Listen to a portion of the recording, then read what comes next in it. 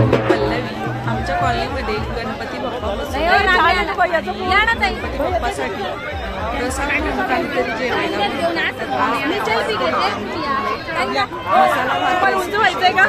अगदी थोडक्यात आहे आणि व्हिडिओ पण खूप छोटासा आहे, त्यामुळे बिलकुल स्किप करू नका. नक्की शेवटपर्यंत बघत राहा.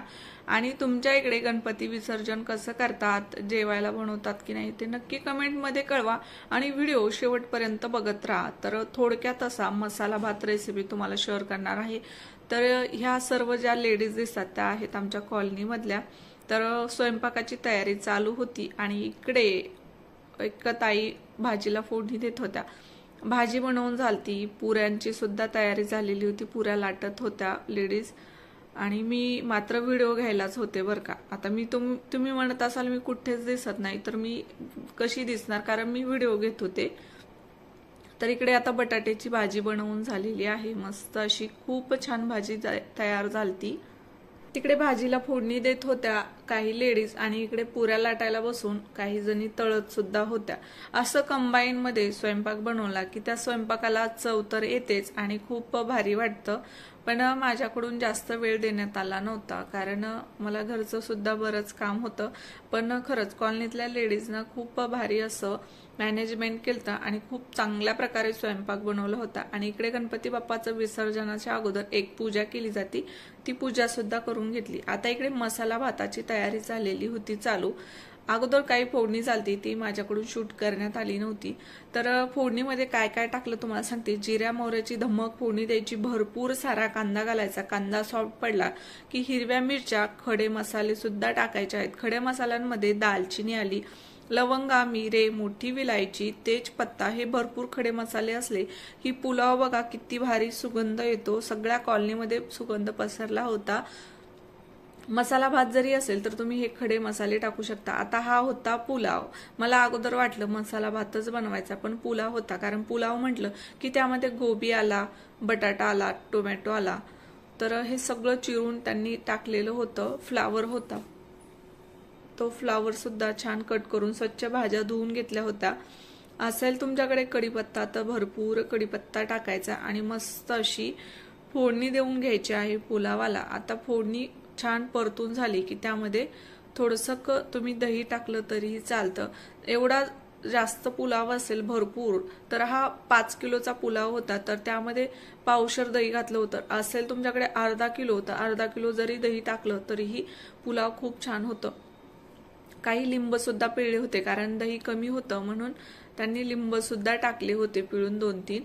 तर आता छान फोडणी तयार झाली की त्यामध्ये स्वच्छ धुतलेले तांदूळ टाकायचे. तर हे तांदूळ कोणते होते, तर हे सजदा तांदूळ होते. म्हणजे कडकही ह्याचा भात होत नाही आणि अगदी सॉफ्ट सुद्धा, म्हणजे चिकटही नाही होत आणि खूप मोकळा सुद्धा होत नाही. अगदी मऊ मऊ असा हा पुलाव तयार झालता. तर सजदा तांदूळच असा असतो की तो चिकटही होत नाही आणि खूप कडक सुद्धा होत नाही. अगदी छान मऊ आणि मोकळा सुट्टा सुट्टा होतो. तर खूप छान असा पुलाव तयार झालता. पुलाव फोडणीमध्ये सगळे तांदूळ टाकले की छान फोडणीमध्ये मिक्स करायचे आणि गरम केलेलं आता मात्र पाणी टाकायचं. एवढं पाणी टाकून अजून थोडंसं पाणी लागलं होतं, कारण हा तांदूळ खूप पटकन शिजतो, जास्त वेळ घेत नाही आणि शिजतो पटकन आणि मऊ सुद्धा खूप पटकन होतो. म्हणजे याला बराच वेळ लागत नाही.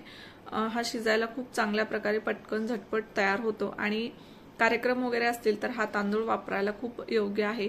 त्यानंतर भरपूर असं चवीपुरतं मीठ घातलेलं आहे. तर बघा, तुम्हाला पुलावाची शॉर्टमध्ये रेसिपी कशी वाटली आणि डिटेल्स ज्यांना समजली नाही त्यांच्याकरिता मी लवकरच माझी रेसिपी पुलावाची घेऊन येणार आहे. तसंही मी तुम्हाला खूप चांगल्या प्रकारे 2 बिर्याणीचे प्रकार माझ्या चॅनलवरती अपलोड केलेले आहेत. तुम्ही ते माझ्या चॅनलमध्ये जाऊन बघू शकता.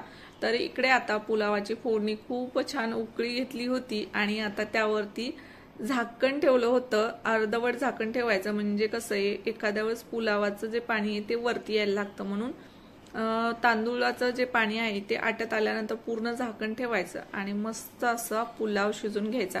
इकडे पुऱ्या बनवणं लाटणं चालू होत्या. तर बघा किती मस्त टम्म फुगलेल्या पुऱ्या आणि मस्त अशा गोल्डन ब्राऊन तळलेल्या होत्या आणि खूप छान स्वयंपाक झाला होता. बघा शेवटी जेव्हा हा पुलाव बनवून झालता शिजून, त्यानंतर आम्ही परत वरतून त्यावरती कोथिंबीर टाकून घेतली.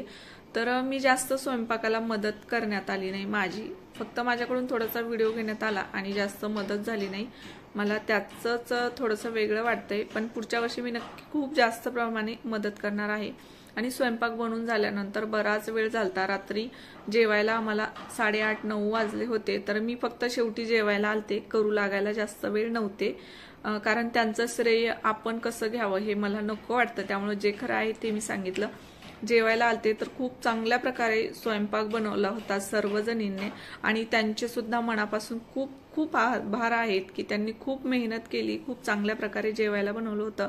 आणि शेवटी आम्ही गणपती विसर्जन करायला पालीला गेलो. तर पालीला सुद्धा मी त्यांच्याच बरोबर गेले होते. तर अशा प्रकारे आमच्या कॉलनीमधील गणपतीचं सेलिब्रेशन झालं आणि मला खरंच पहिल्यांदा खूप छान अनुभव आला आणि खूप म्हणजे मस्त वाटलं बरं का. या पहिले मी कुठे असं एवढं एकजुटीने केलेलं पाहिलं नव्हतं. तर खरंच खूप मस्त असं हे गणपती विसर्जन झालं. व्हिडिओ आवडला असेल लाईक, शेअर आणि सबस्क्राईब करायला विसरू नका.